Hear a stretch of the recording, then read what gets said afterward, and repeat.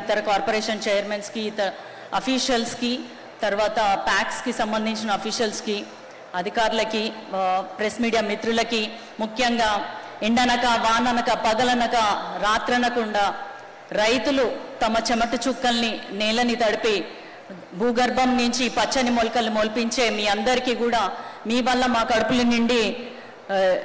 నుండుతున్నందుకు మీ అందరికీ కూడా ఇక్కడికి వచ్చినందుకు వేల వేల వందనాలు తెలియజేసుకుంటూ జై కిసాన్.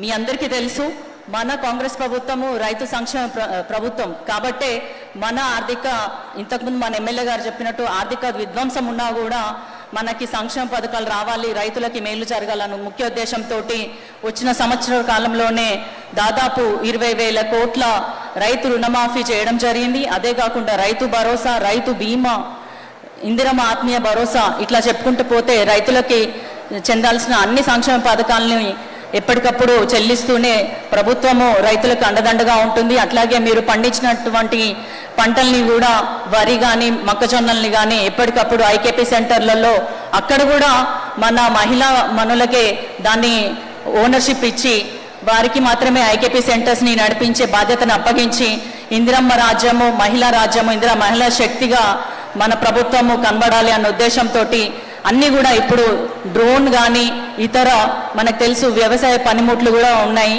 వాటికి 50% సబ్సిడీ ఇస్తున్నాం. వీటన్నిటికి కూడా మహిళలనే వాళ్ళకే ఇవ్వడం జరుగుతుంది.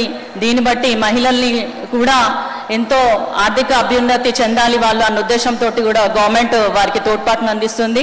అన్ని వర్గాల్ని ముందుకు తీసుకెళ్లాలన్న ఉద్దేశంతో కాంగ్రెస్ ప్రభుత్వం ఉంది. మీ అందరికీ తెలుసు ఈ వారం ఇది ప్రజా పాలన ప్రగతి ప్రణాళికలో భాగంగా ఈ వారం అంతా కూడా రైతు వారంగా ప్రకటించారు. దానిలో నేల ఆరోగ్య సంరక్షణ కానీ, మన ఆయిల్ ఫామ్ సాగు విస్తీర్ణం కానీ, బ్యాంకుల ద్వారా దీర్ఘకాలిక రుణాలు ఇవ్వడం కానీ, తర్వాత పిఎం కుసుమ్ కానీ ఇట్లా చెప్పుకుంటూ పోతే ఈ వారం రోజులు మీకు చాలా సుదీర్ఘంగా ప్రతిదానిపైన సంపూర్ణ అవగాహన కలిగే విధంగా మీకు ఈ శిక్షణ జరిగిందని నేను భావిస్తున్నాను. రైతులందరూ కూడా గుర్తుంచుకోవాల్సిన ఇంకొక విషయం ఏంటంటే రైతు కేవలం ఒకటే పంట మీద కానీ 2 పంటల మీద ఆధారపడకుండా మనం ప్రపంచవ్యాప్తంగా జరుగుతున్నటువంటి మార్పుల్ని గమనించి రైతు పంటల మార్పిడి కూడా చేసుకోవాలి.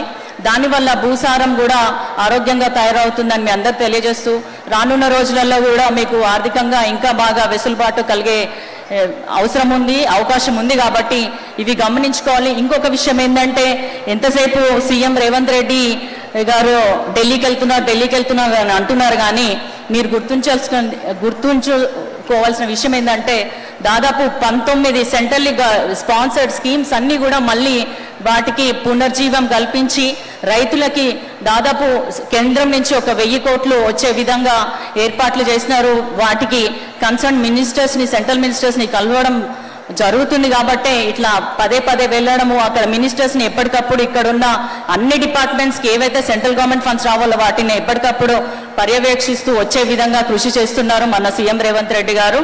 అదేవిధంగా ఒక స్పెషల్ సెంట్రల్ అసిస్టెంట్ అంటే సెంట్రల్ గవర్నమెంట్ నుంచి ఇంకో 420 కోట్ల డబ్బులు వచ్చే విధంగా మనము కష్టపడినాం. ఎందుకంటే దేశంలో ఎక్కడ లేని విధంగా ఫార్మర్ ఐడి క్రియేషన్ మన దగ్గరే జరిగింది అని మీ అందరికీ తెలియజేసుకుంటున్నాను. అంతేకాకుండా మనందరికీ తెలుసు మన దగ్గర ఉన్న మంత్రివర్యులు కేవలము జస్ట్ మంత్రివర్యులుగా కాదు, రైతు మంత్రి తాను. అన్ని విషయాలు పూర్తి అవగాహన ఉంది. ఇంతకుముందు మేము వస్తున్న స్టాల్స్లలో కూడా మీకంటే ఎక్కువ నేనే వాటి గురించి మార్కెటింగ్ చేస్తున్నా, నేనే ఎక్కువ వాడుతున్నా అని చెప్పడం జరిగింది. కాబట్టి ఒక రైతు మంత్రి అయినప్పుడు ఎంత బాగుంటుందో, ఎంత అవగాహనతో ముందుకెళ్తామని చెప్పడానికి మన తుమ్మల నాగేశ్వరరావు గారు చాలా డిసిప్లిన్డ్, హానెస్ట్, హార్డ్ వర్కింగ్గా ఉన్నారు. కాబట్టి మనం ఇప్పుడు ప్రస్తుతం ఆయిల్ పామ్ కూడా ఇంకా విస్తీర్ణం చేయాలి, దాని అవసరం చాలా ఉందని చెప్పి పేర్కొనడం జరిగింది. మీ అందరు తెలుసు నిన్న కూడా విమర్శలు చేసినారు ప్రతిపక్షాలు. అందరు గుర్తుంచుకోవాల్సిన విషయం ఏంటంటే మనకి పని జరుగుతుందా లేదా చూడండి, ఏ ప్రభుత్వం మీకు పనులు చేసి పెట్టిందా చూడండి.